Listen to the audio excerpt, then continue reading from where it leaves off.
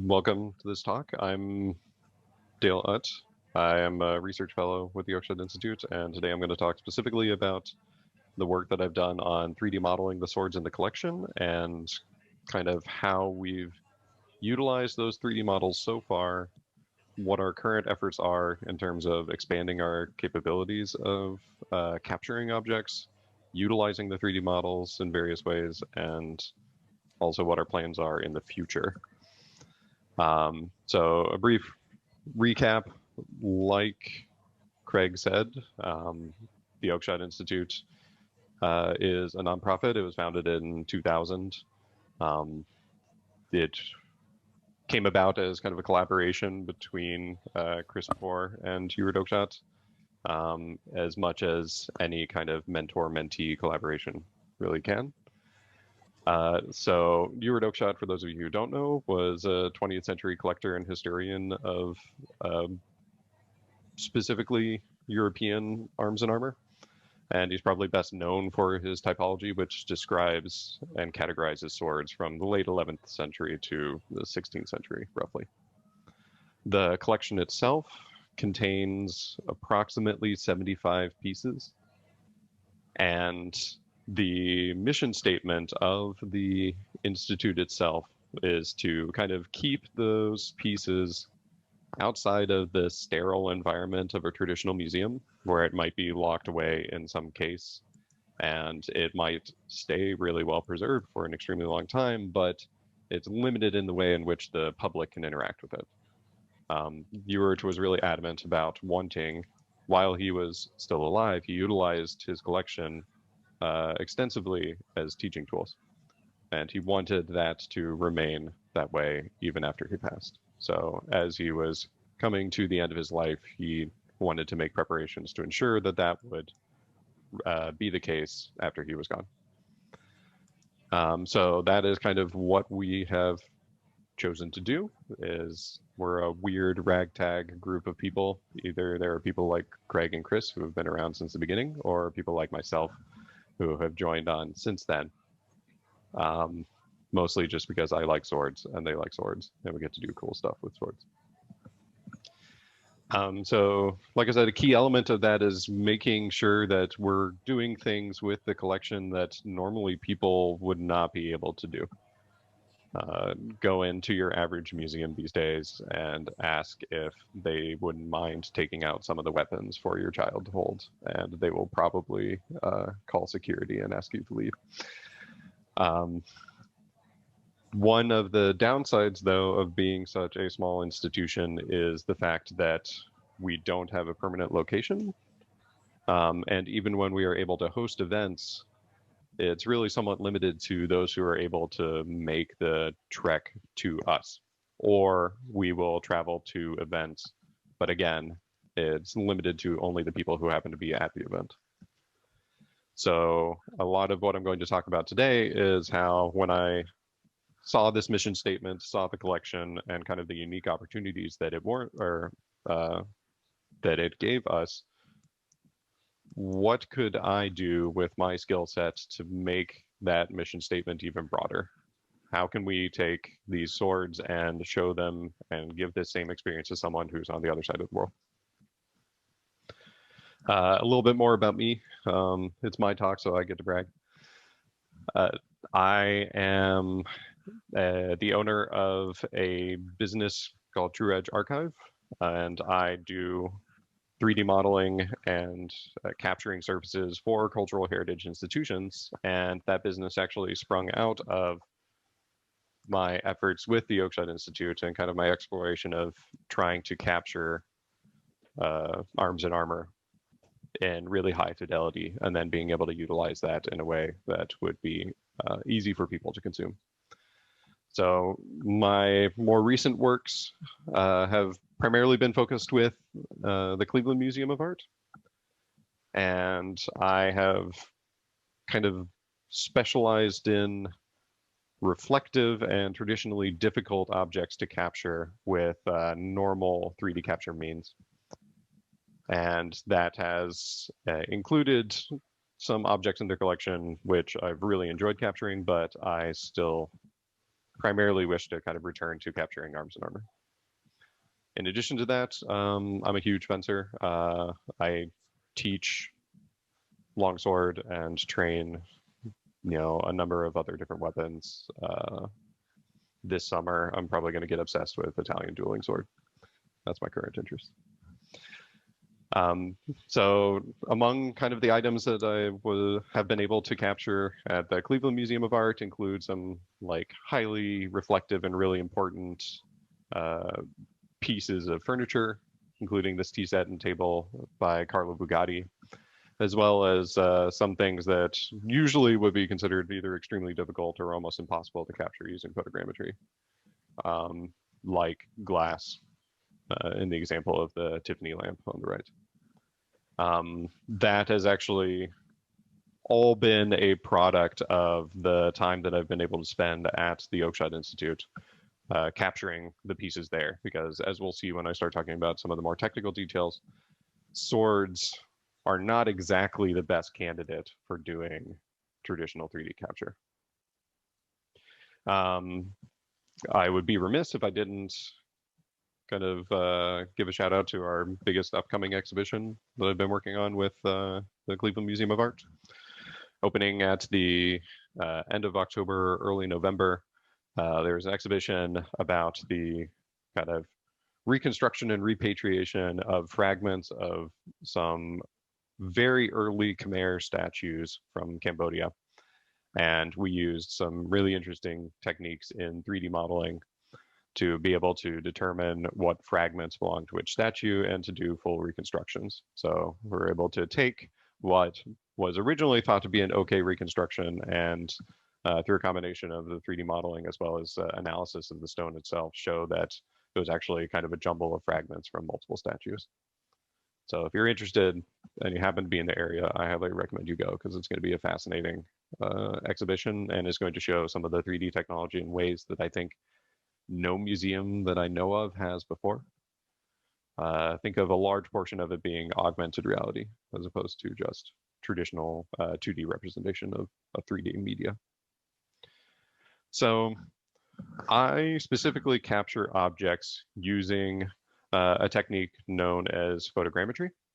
Some of you may already be familiar with the process of photogrammetry, but I'm going to kind of go through the details for everyone and possibly into some of the more specifics on what makes photogrammetry on swords so difficult and unique. So why even bother capturing 3D models? Well, there's a number of different reasons.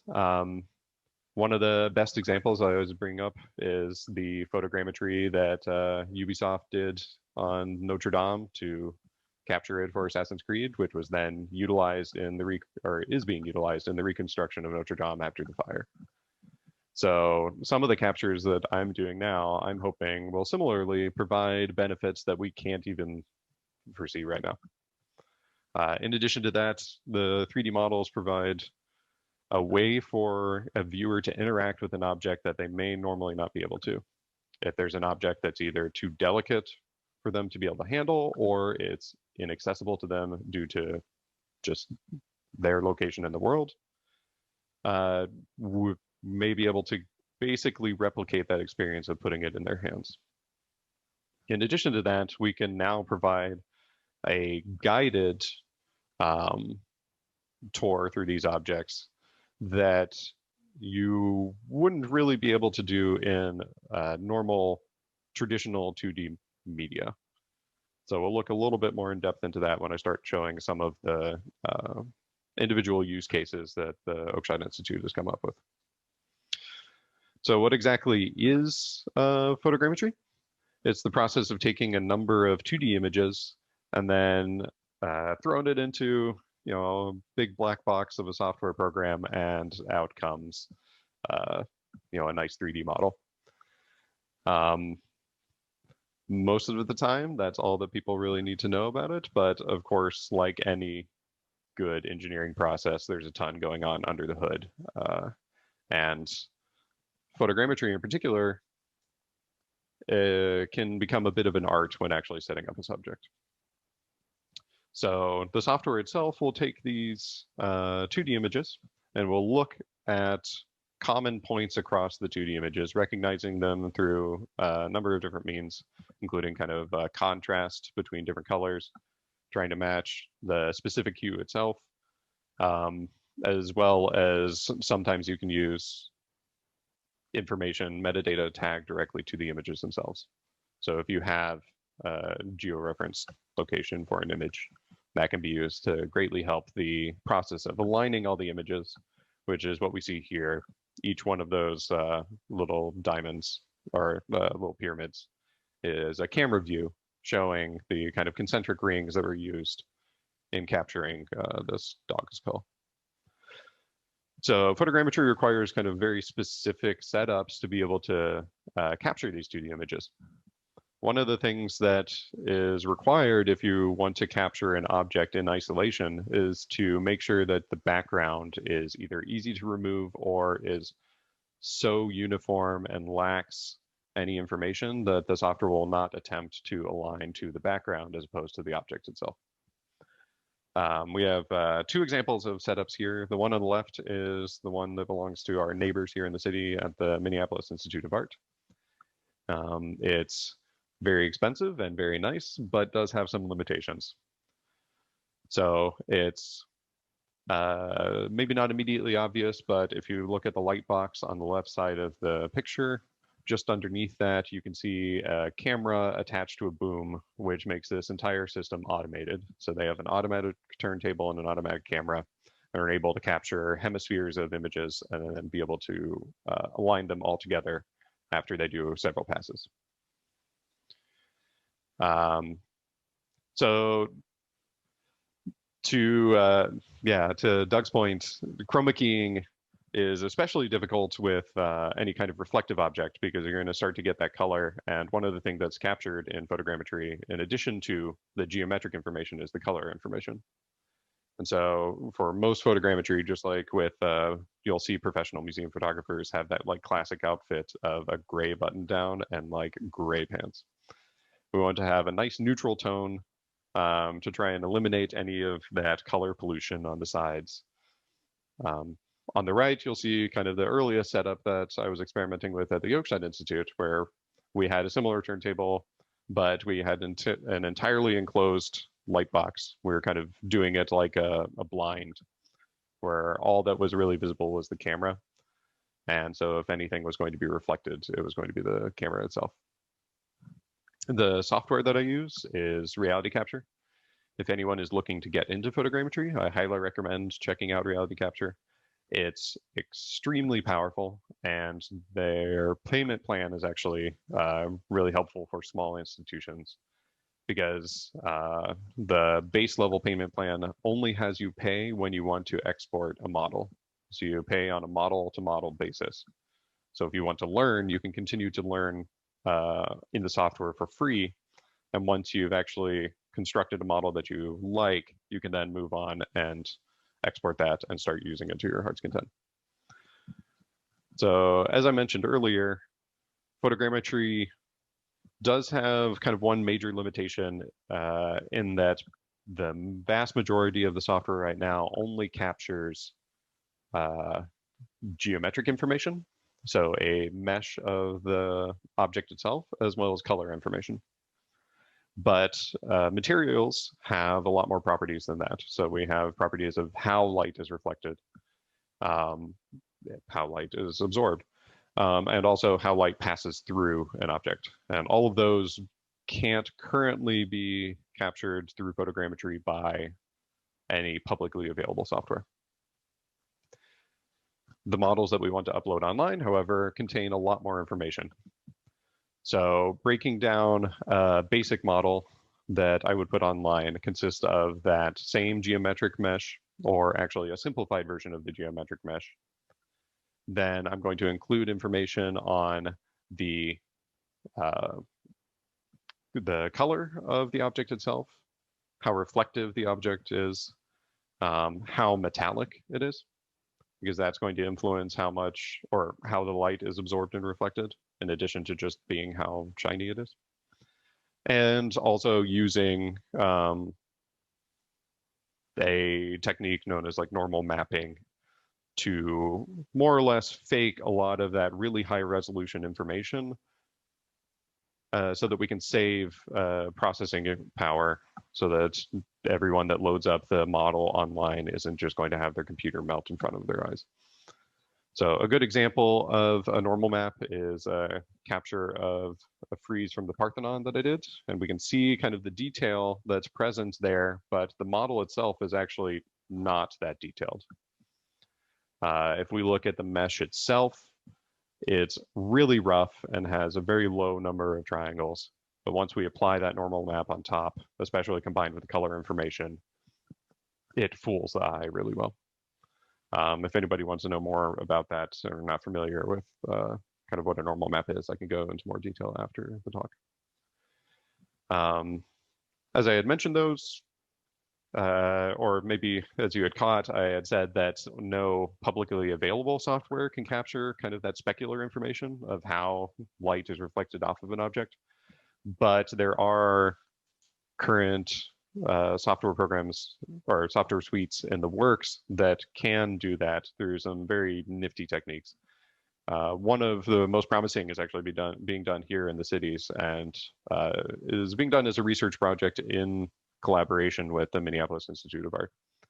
And they're using a technique where they use flash on camera so that they know the exact point from where the light is coming from. And that's allowing them to calculate how the light is being reflected, because they're able to kind of limit the overall factors and start solving for all the unknowns that are involved in the reflectivity of the object itself. So a brief overview of my workflow. To start by capturing those images, and then sometimes I will need to move them into Photoshop to do some cleanup or preparation for moving them into the photogrammetry software itself. So masking can be a really useful tool if you find that there are areas of the background that you don't want to be a part of your final model or are causing issues with alignment. But then move all those images into reality capture and do the processing there to create the model. Once I export it, we'll move into a couple of different programs to usually do a rough level of automated decimation. And this is the process of taking that high resolution model that's exported from reality capture, which usually contains anywhere from 2 million to 12 million individual polygons.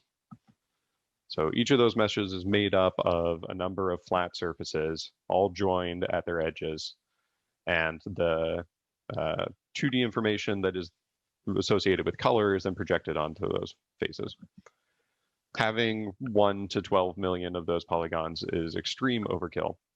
And so the first step is to try and reduce that a little bit and then try and take that information from the extreme level of detail and move it back onto the lower level of detail with the process that I just discussed with normal maps.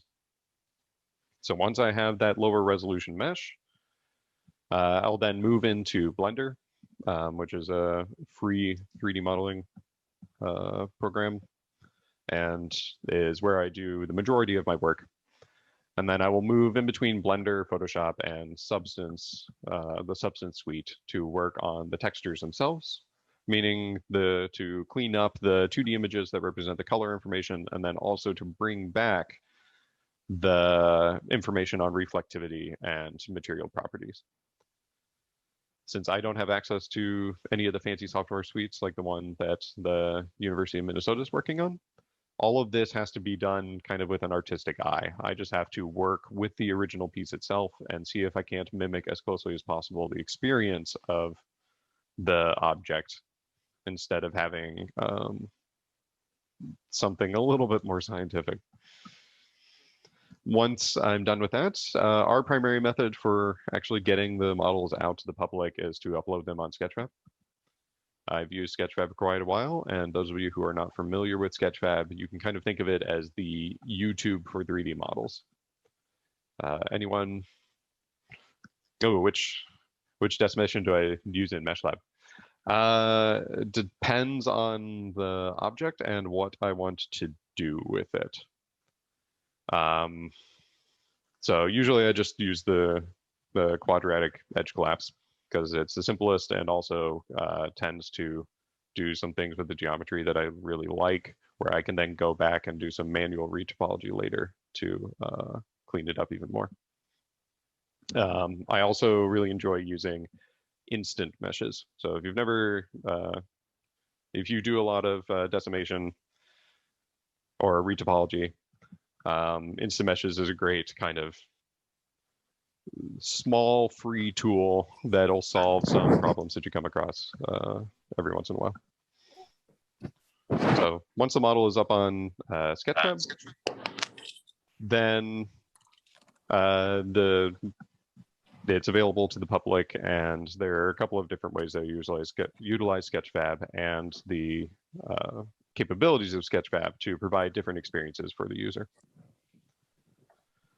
So like I said, the texture work, I do some of it in Photoshop, but more recently I've switched over to Substance just because it's much more capable in terms of what we are trying to do, working specifically with 3D models.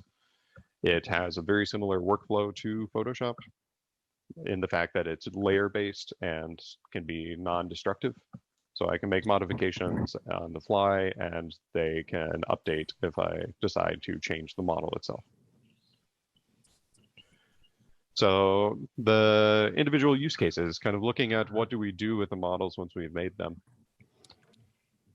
So my original inspiration and kind of intent came about from looking at the online archives of most of the major museums and the way that they treat their pieces currently. They're fantastic, but I think they're still stuck a little bit in the mindset of a traditional paper catalog. So usually what we find is we've got images, which are great, but they're usually a limited number of images and don't provide very many angles. Text descriptions, which are fantastic, but most people I know from experience don't tend to read very far into something. They will provide the provenance in some kind of separate section or described in the text description itself. And they often include measurements and other details. So what else do they have? That's usually it. And I'm always wanting to I want that one more picture. So this is a great example where the Met has this beautiful picture of this sword in profile, and then they have one that's a close-up of the hilt, and that's it. Like, I don't have any idea. I can't trust my eyes. I don't know how thick that pommel is. I don't know what the profile of that blade looks like. I know the measurements based on the dimensions that they give us, and I can then try and do my own measurements, translating and trying to figure out a pixel to centimeter conversion. But that's really not the ideal way to interact with these objects, I feel. So this presents several problems which actually could be solved by the use of 3D models. Just by being able to put a model online, we now enable the user to decide what angle they want to look at something.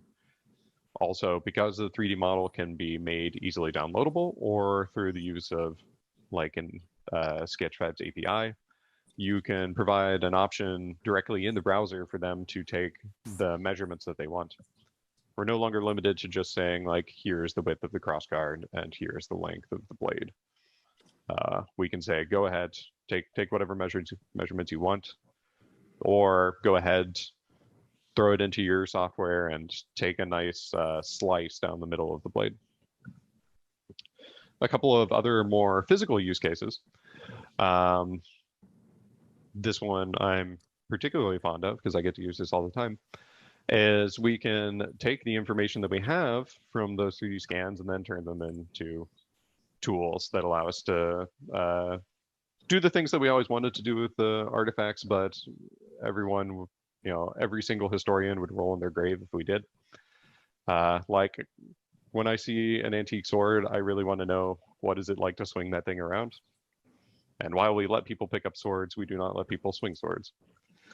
However, I am able to take that information, for example, here, the grip on our 15th century longsword that we have in the collection, and then provide all of that information to, say, the folks at Arms and Armor. And they're very meticulous grip makers. I can give them cross sections and information about all of the dimensions, or even we can 3D print exact replicas of the parts.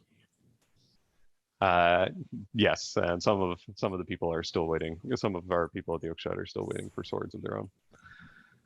So I know that this is about as close to handling the original as I possibly could get. And so I've been using this sword in my training every week for 2 years now, and I feel like I have a better understanding of this weapon than probably anyone since the person who originally used it, because I get to do things with it that no one else has been able to do. I have a one-to-one reproduction of all of the furniture and grip. Not only can we use it to recreate things, we can also do some inspection and analysis that we wouldn't normally be able to do with these objects. So we can take, soft edge calipers and measure all along the blade, and that's great, but there are some things that it's really difficult to actually take a measurement of. So one thing that a few people at the Oakeshott Institute had been curious about for a while is in kind of the crown jewel of Ewart Oakshott's collection, his favorite sword, Moonbrand. What does the blade profile actually look like? Do the fullers run exactly opposite each other, or is there a slight offset? How thick does it get there? And with a model, we're able to actually go in and take a cross section and look at the exact profile of the blade itself. So we can take measurements down to the 10th of a millimeter, even more accurate than that, and be able to look at the blade in ways that nobody has been able to do before. So something that I found really fascinating is out towards the tip. It has this, very lenticular profile, but it actually becomes a little bit thinner towards the center than the edges. So I don't know if it's enough to be able to call it a fuller, but it's actually consistently very, very, very slightly thinner in the middle than out toward the edge. In addition to that, in terms of online things, we can do things with a sword that people normally would never be able to, even if they are holding it. So we have an example of a small sword that actually is in a state of deconstruction. And we can use that model to walk people through the anatomy of a sword in a way that they wouldn't have been able to in pretty much any other way. We also can use that kind of same principle to look at things in ways that people maybe would not have thought about the objects before. So we have a 14th to 15th century Vambrace that is in really nice condition, and when people are able to hold it, we can let them articulate it slightly, but at the same time we don't really see the mechanics of the plates sliding next to each other and the overall tolerances of them. By capturing each of the individual components and then breaking it down and being able to animate it, we not only can show people online kind of how much or what the range of motion and how this articulation actually happens in a Vambrace like this, but we can also do, say, a ghosted or X-ray view and look from the side at how the plates are actually moving past each other. This in particular is something that I would be very interested in continuing in the future, and maybe expanding that to more than just an individual element of armor, but if we can get access to a full harness, doing something like that over the course of a couple of years. So the current projects that we have going on at the Oakeshott Institute, like I said, I kind of want to expand our capabilities in terms of presentation. I feel like our understanding of the capture of the objects is pretty good at this point. I don't think there is a single item inside the collection that we could not capture to a pretty high fidelity and then be able to present it in a pleasing way. But there are some objects in the collection that afford opportunities for kind of even more interesting ways of presenting things. One of those is any objects that happen to be kind of deformable or contain a mechanical system. So one of the ones I'm working on right now is on the image to the right, we see a beautiful hunting crossbow. And it's all, you know, if we wanted to, we could string that and fire it again. It's in, you know, fantastic shape. But of course, we can't really do that. But we could take this model and then we can look to try and assign material properties to the elements of the model itself and try and reconstruct the mechanical aspects of that crossbow so that we can show it firing to people and kind of how the operation of the crossbow itself works. The image on the left is from a plate that's part of Kraniken. That, Craig, is the Kraniken actually paired with the crossbow, or is it just we have a Kraniken and we have crossbow? It's paired with the crossbow. You're muted. Here. Yeah, I believe they were paired. Yeah. Okay. So we, you know, we have the bow, we have the string, we have the Kraniken.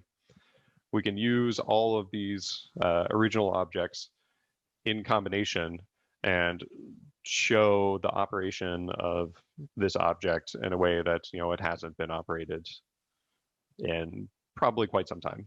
I guess we don't know about before we acquired it, but as far as I know, Chris hasn't fired this crossbow since he got it. In addition to that, we can do things like the ghosting that we did with the Vambrace and be able to show the internal mechanisms of the Kraniken itself. So being able to show the gear system and also to be able to look at kind of the unique elements of the individual pieces of the Kraniken. I don't have a great image of it, but especially we'll do a much more detailed look at this once the model comes out.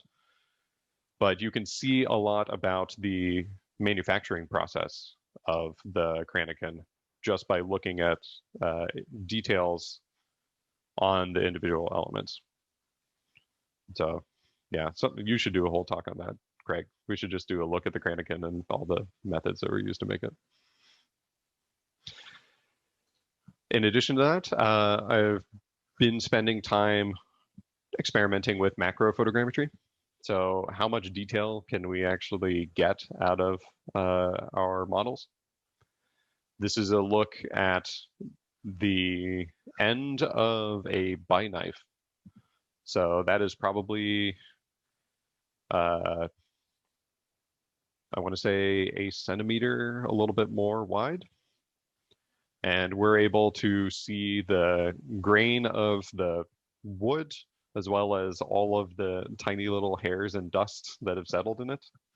So I guess that's one of the dangers of macro photogrammetry is we think that everything is really nice and clean, and then we zoom in and we see how dirty everything is. We've also been using macro photogrammetry just as an excuse to do just normal macro photography. And that allows us to look at things and gain information about the object that wouldn't be readily available to the naked eye. So this is a close-up image of an engraving on an 11th century sword. And we can see the chisel strikes and actually the individual width of the chisels. So I have this for the entire length of the blade, an image that's roughly this resolution. And we can see that there were probably, I want to say it's either 3 or 4 different chisels that the person doing this work used. And we can see where each individual chisel is used and how the actual width of the chisel determines the shape of the pattern itself. There's also a really interesting image. I may have to dig it out in a second. I forgot about this one. There are a couple of rosettes on the opposite side that show the progress, or maybe lack of progress, in terms of the skill of the person that was doing this. It's composed of several petals, and one of the petals has fantastic chisel work where each strike lays almost on top of the other, and they're almost indistinguishable. And then as you start to move to the other petals, they start to get all out of whack and are going everywhere. And my personal pet theory is that the master did one petal and then was like, here, you do the other petals, to some poor newbie in the shop. It was like, all right, I'll give it a shot. But that's not actually entirely obvious just looking at it from the naked eye. And of course, I'm always looking to find new ways to interact with the public. And one of those ways that I think that perhaps a lot of older historians kind of don't take advantage of as much as they should is just how common historical arms and armor are in in popular media. So the big one that I've been working on recently is uploading as many of the swords in the collection as I can to Skyrim. It is fascinating to see to scale the weapons from the Oakeshott Institute next to the weapons that the game designers have put in. It actually gives you a real sense of the construction of the originals in a way that you might not otherwise think of. Just seeing how incredibly thin the blades actually are, how short the grips are compared to what a game designer might think or might want a sword to look like. In addition, it's just a great way to do outreach to the public. While those who are really big sword nerds might go and seek out information about the Oakeshott Institute or our models on their own, there are plenty of people who are just interested in playing a fun RPG and might not ever know about the existence of the Oakeshott Institute itself. So I don't know, I saw this and gushed a little and blushed a little when I realized that just by putting these swords into the game, we were able to reach out to at least one person, and they were going to, or they found out about the Oakeshott Institute in a way that I never really considered. So what are the next steps in terms of 3D modeling at the Oakeshott Institute? I'd like to kind of continue this this aspect that I just described, in terms of kind of including it into media that we had and haven't previously considered. So while I love the fact that I can put the swords into Skyrim, I hate the way that they're used. It doesn't bother me that much for most of the swords, but seeing some of our extremely delicate rapiers get swung around like a baseball bat kind of makes me sad every time. But we've got a lot of extremely skilled and knowledgeable people at the Oakeshott Institute and elsewhere. Why not take advantage of that and change that interaction? Yeah, exactly. Yeah, you can just go to a beginner sword class if you want to watch people swing swords around like a baseball bat. So one of the projects that I'm just starting with and want to continue in the future is why not put a little Gigante into Skyrim. So I'm gonna try and take advantage of the rapiers that I've been able to put into Skyrim and give them unique animations so that we can actually figure out the question that has been plaguing mankind for hundreds of years is how well does Gigante work against a dragon? No one has answered that yet, and I'm going to be the one to figure it out. In addition to that, there are other institutions that are starting to capture their collections. They're using techniques that are different from ours, and they're starting to do some really excellent work as well. So this is an example of a model from the Royal Armoury in Sweden. And I know of a couple of other institutions that are also looking to do things. So we're constantly looking to try and kind of reach out and see if we can't work collaboratively instead of usually what happens in the old museum world is things end up kind of competitive. So that is just about it for what I have to say. I was going to then kind of move on and show a couple of interesting examples of the models from the Oakshot collection and kind of unique things that you're able to either inspect or I found in the process of making the models. I'm going to stop sharing and then switch to my whole screen. Let's see. Let's see if we got nope, not Twitter. Sketchfab.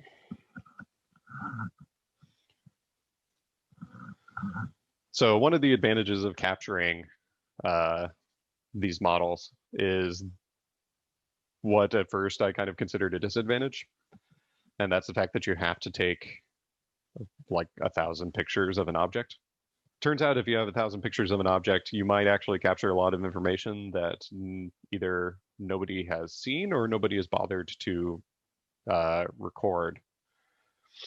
One particular example of this, where is it? Transitional rapier.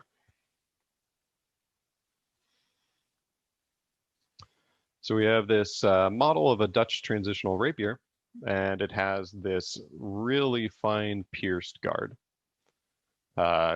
It's just gorgeous to behold. And like, I still can't really wrap my mind around how one would even go about creating work this fine.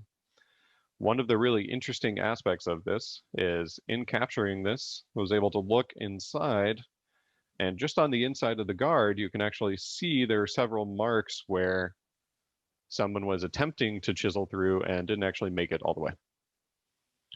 So we have, like, unless you are specifically looking for this, or someone has bothered to come in and take a really close picture, a traditional image in a 2D archive where you've got kind of this profile shot and maybe a close-up shot of the hilt won't actually give you the chance to either discover that on your own or for the curators to be able to guide the viewer to that information as well.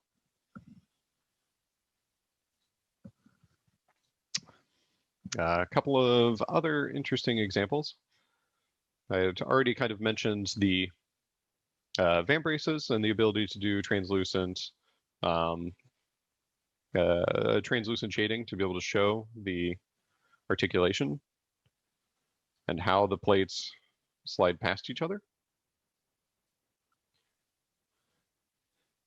And I've also talked about the animation showing the construction of weapons. But additionally, I enjoy the ability to use animations to guide someone through the experience of viewing a sword. I highly recommend, if you haven't checked out this model of Moonbrand, to go and give it a look. And we're able to do things like according to or in tandem with the audio track playing, highlighting the fullers themselves, showing exactly what someone needs to look at when we say something like a fuller without having to explain what the fuller is. In addition to that, we can show like the maker's marks, highlight them, because there's enough pitting on this blade where it could be easy enough to mistake some of the maker's marks for just pits themselves.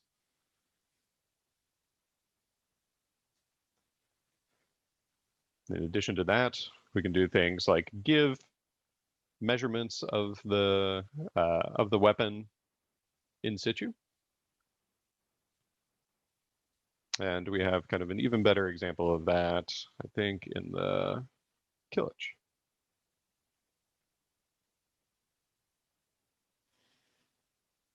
Yes. So being able to basically give an anatomy of a weapon without having to give a diagram. Allow people to dynamically explore the object while simultaneously learning.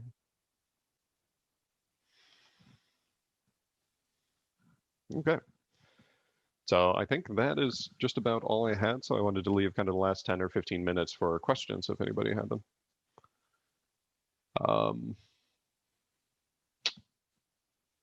Here's what I'm going to do.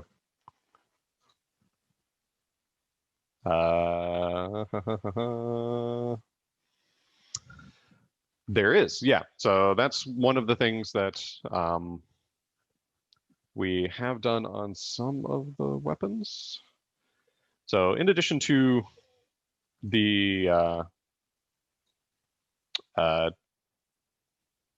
where's a good example?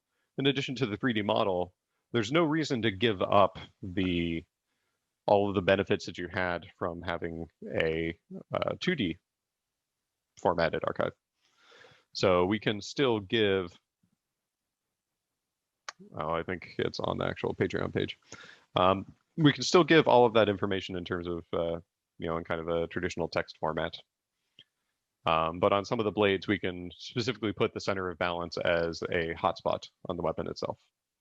I think actually this is a bad example because it's animated. So I have not tried 3D scanners just because I've talked to people in the past who have tried to do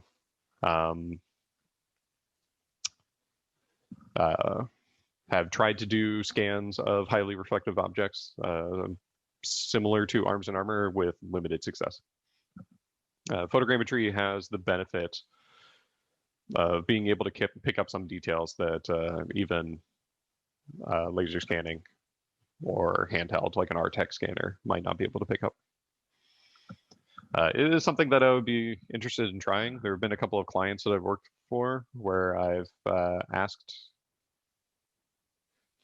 So for the Vambrace,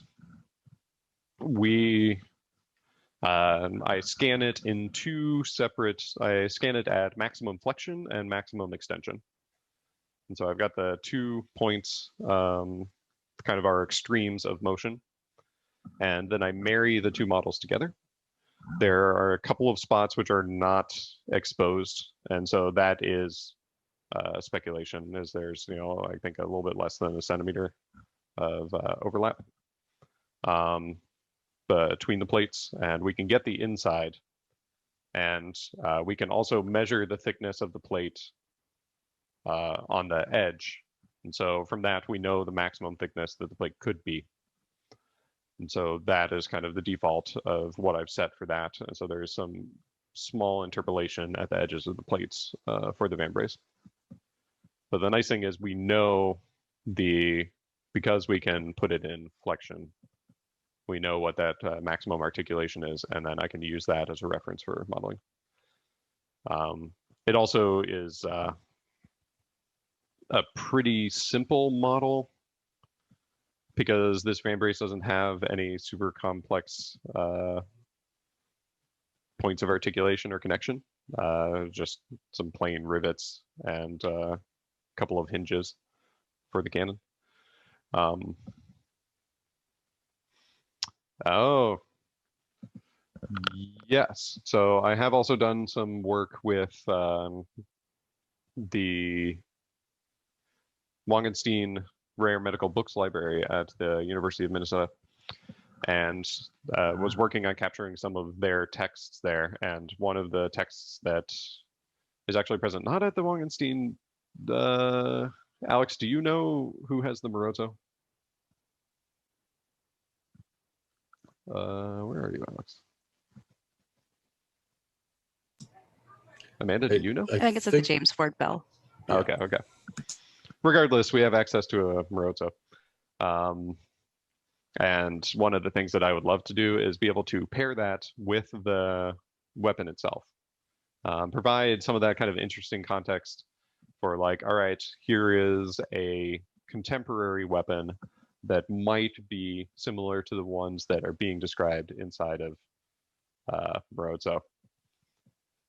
And be able to show kind of the physical object of the text. Like one of the things that I think that we somewhat neglect is we're always presented with these really nice transcriptions and translations, and even when it has the plates, they're not the scale of the original. Looking at Moroto, I was just like kind of stunned at how small it is. Like it's a little reference book. It's a pocket manual. I'm gonna toss it in my fencing bag and take it around with me. But then looking at, say, Angelo, where suddenly the pages are much bigger because it's in the middle of an encyclopedia.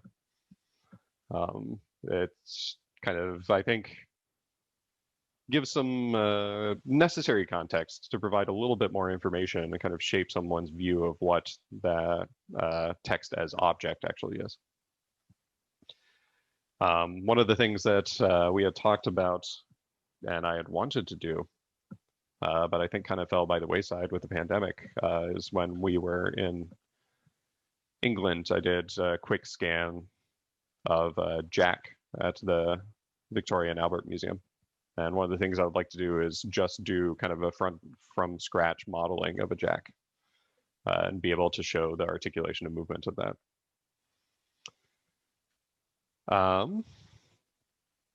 The resolution, so I don't have the exact math on me, but the resolution of the photos, directly ties to the resolution of the model itself. The resolution of Moonbrand is extremely high because I took very close photos. So the process of actually doing that model, I did do two separate passes, one that was further away that kind of captured the model and provided a nice base for alignment, and then a closer pass of the model where we're doing much smaller sections at extremely high resolution. In total, I think there were something like 1,200 pictures of Moonbrand. And that is, I still think, maybe the largest model. I think it had something like 16 million polygons when I exported it. And the textures on the 3D model online are not even the highest resolution. We actually have like just a wildly detailed version. Yes, that's one of the reasons why I've set macro photogrammetry aside for a little bit, is that it's very tricky in terms of dealing with depth of field.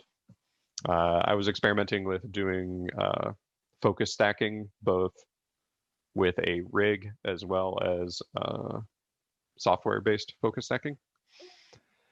And it just ended up proving to be a little bit too tricky for some objects. Like I had success with the buy knife, and I had success doing sections of the 11th century blade.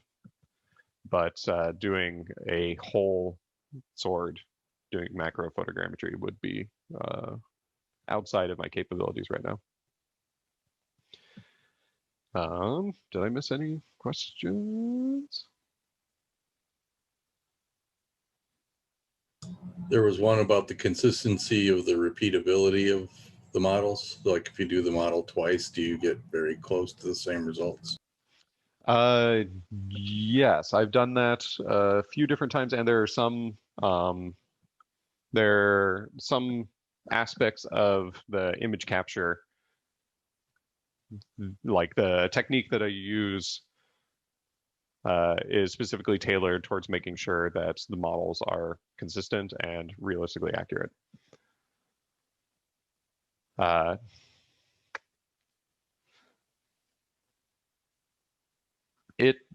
Yeah, that's a good question. I haven't done anything in terms of kind of exaggerating the overall geometry to try and see if there are details of a blade that we haven't seen before.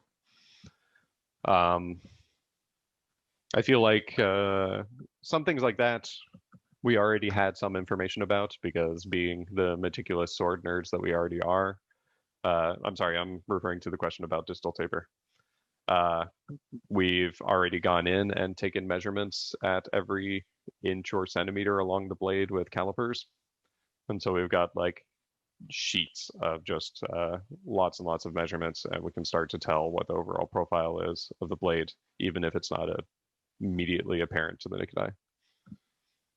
Also, Craig, you're like a sword savant, so you can just like pick it up and touch it and like whisper to the sword, and you know how it. Yeah, I have a bunch of friends who have done CT scan and have looked into presenting CT scans online. And so can't currently be uploaded onto Sketchfab, but there are other viewers that can support full three-dimensional interactive CT scans, and I would love to do something like that for Parrot, Moonbrand in particular. I want to see the tang. I want to look through the grip.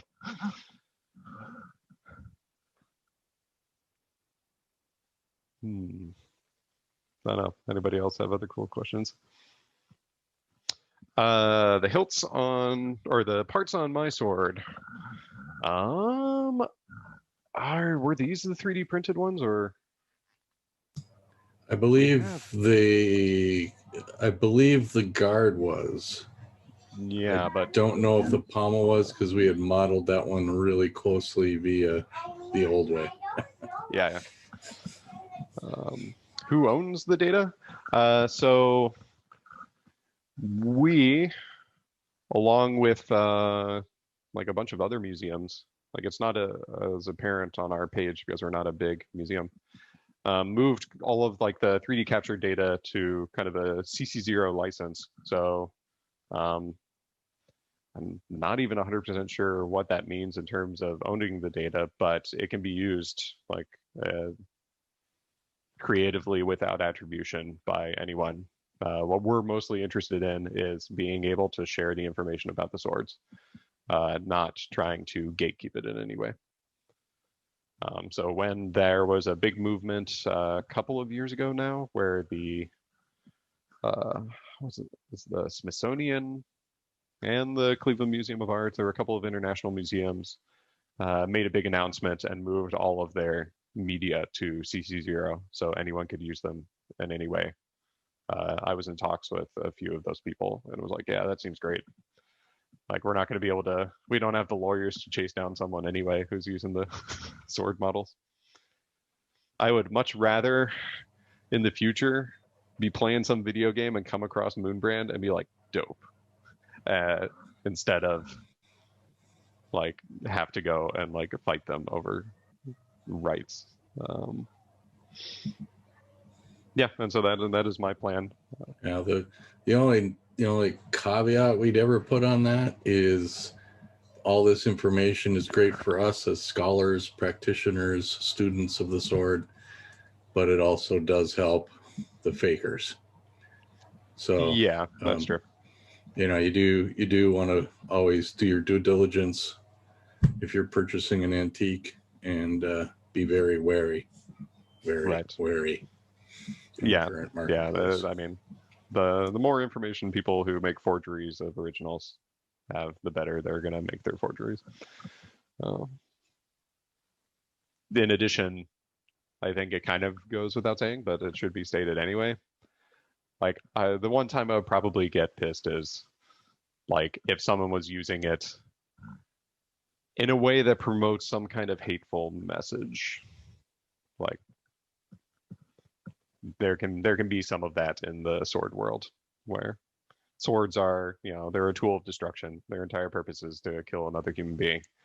And sometimes people can associate an attitude with that is overly aggressive or dominant or disrespectful of another group, and that is not at all the reason that we wanted to present these to the world.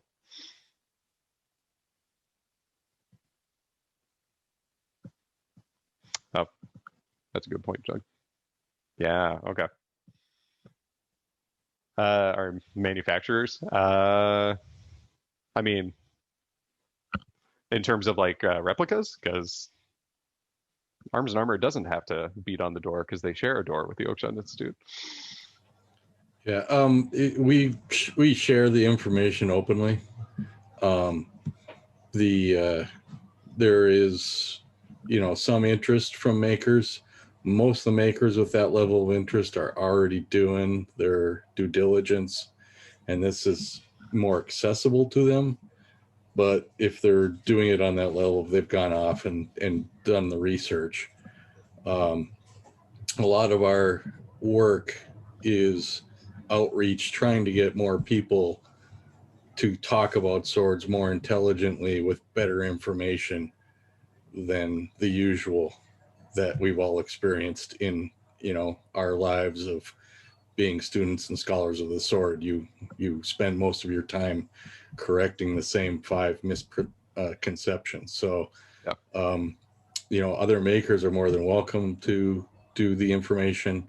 I would caveat that with saying a lot of makers today probably aren't working on the level that this information sometimes would be useful. They may be at a level that isn't quite there for that kind of reproduction, but that's individual maker type issues as opposed to the access to the information. So I have used cross-polarization before, but not specifically with these objects. I used cross-polarization at the Cleveland Museum of Art to do the brass bases for the couple of Tiffany lamps. And maybe someday I would do that with the swords themselves. I haven't really had to so far. Especially when I will admit, avoided some of the shiniest objects in the Oakshot collection because I knew how much of a headache it would be. But when I do eventually get around to doing those small swords and things, may have to start doing cross-polarization. The issue with cross-polarization in terms of the way that I did it previously is, using a polarizer both on the flash and on the lens is you lose so much light that you need a really bright flash. Like we were using a lot of expensive equipment to capture the Tiffany lamps, and we are but a small nonprofit and don't have a ton of money, and I don't want to accidentally blow up one of our power packs and kill our only way to take pictures. I don't know. All we need is we need an anonymous benefactor to donate a bunch of money so that we can get a bunch of fancy camera stuff. Okay. Any other questions, or should we wrap this up? I don't know. I can talk about swords forever.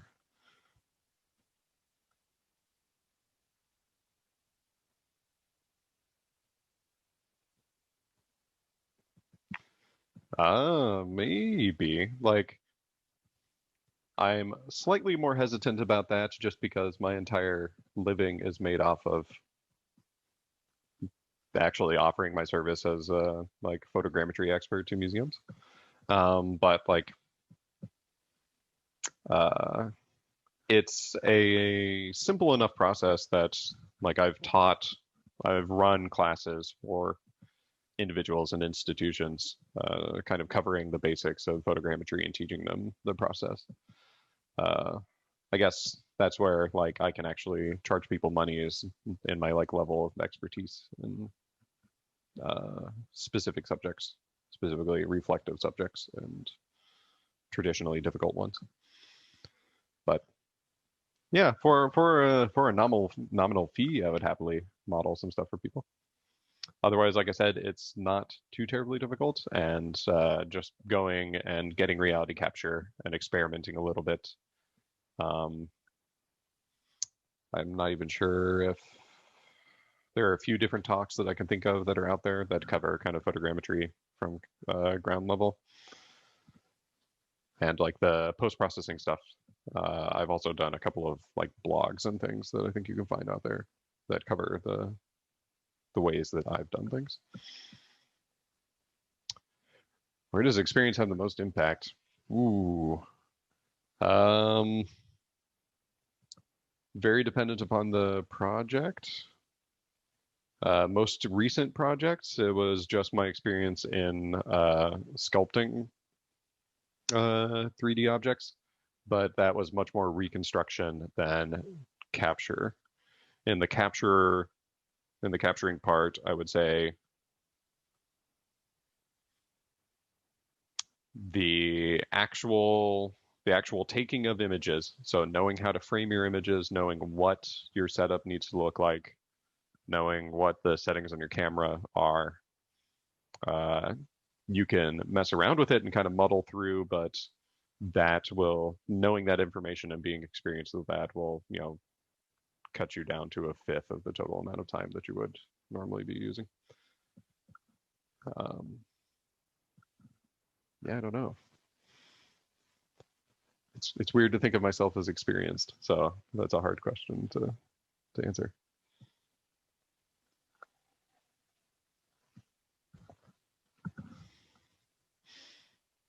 Okay.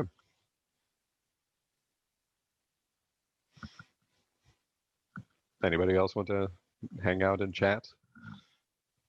Or should we call it there? Do we know where the recording of this is going? We'll have links on the website and Facebook page, I'm sure, and we'll probably even do like a blog post on Arms and Armor about it. Yep. I just want to thank everyone for coming and hope you enjoyed it. And if you're interested in supporting the Oakeshott Institute, drop us a line and we'll work that out. Currently, we're persona non grata with PayPal because they consider us somehow to be dangerous. So, yep. Let me say a couple of things. Well, here, I'll answer the last two questions. So there's definitely a lot of luck getting into museums, but now I've got a reputation doing large projects for museums, so that certainly helps. So I can't say there's an easy way to actually getting into doing the work. And yeah, I started doing the Oakeshott work pro bono. Right? Like I don't currently take any money for I took money for a short amount of time, but at the beginning it was completely pro bono, and now I'm doing it pro bono. And I was originally an aerospace engineer. I just decided that this was more cool and that I wanted to be poor and like a smith. It was like, yeah, this is cool, but also I'd want to not have any money. And I do want to say that if you are interested in looking at the models, you can go to our Sketchfab page. If you just look up Sketchfab and then the Oakeshott Institute, it'll take you right to our page where we've got most of our models. The mod for Skyrim can be found on the Nexus Mods website. It's a work in progress, but has a good chunk of the swords that I wanted to put on there right now. And that's at, you can just look up the Oakshot Collection on Nexus Mods. Yeah, follow us on Facebook. Go check out our website. Give us money. Thank you, everyone. And I'm gonna head out.